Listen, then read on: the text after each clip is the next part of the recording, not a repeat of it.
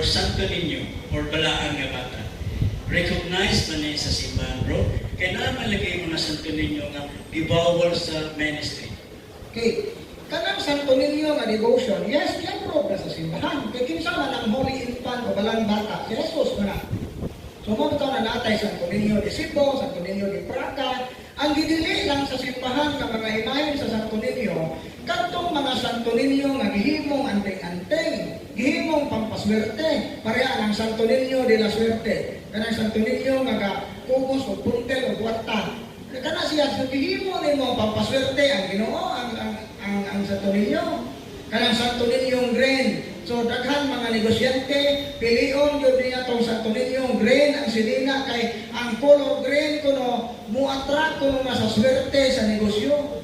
Ngano dahil ang silina ang puwas, ato pa rin, dili dahil mo mutuong nga ang Diyos makagagahong sa tanan. Kaya ang iyang gahong, iagad man sa color sa silina. Ngano dahil ang puwa, di na kamao ang negosyo, bulok ng ginuha.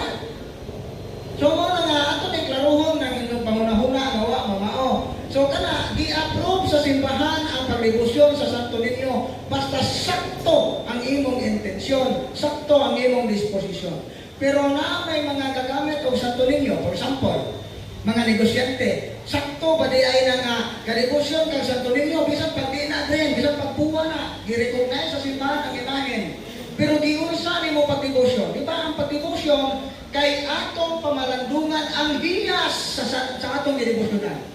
Unsa may mga hiyas ni Santo Niño, pagka mapaubsanon, o diba, ngano man ang imong presyo, ang imong double dead, nga, napaloy, palit ba kag double dead, nga karne, na imong display ha, imong pakaon, luto nimo, imong giadobo, lapiting mahala ng presyo, asa man pagka mapaubsanon, ana, busog ka mo daog sa imong mga katapang, wa nimo tarungang pakaon ng imong mga trabahante, kadebosyon ka sa Santo Niño, wa jud na mamao. No nga ibalik na to. Dili ni siya ingon nga pagpangasapa sa inyo ha. Ato gyud ipahinuktok sa inyo ha. Ipahigmata nga kini din atong pagdebosyon naa ni saktong paagi. Na saktong paagi. Kay tanawa ra gud daghan kay tag-debosyon. Kung wa di man mao atong paagi, ug makabusit-busit na itong kinabuhi, ang Ginoo ra ba itong masulon? Ngano man ang kitadaan na kung sakit sa Ginoo nga ako mo tayo gadunit o tayo sa mga simbahan. Ako mo tayo gadunit o aircon. Muy-boy na. So, ano man, kay sayok ang iyang disposisyon sa pag-debosyon. Ano ito ba?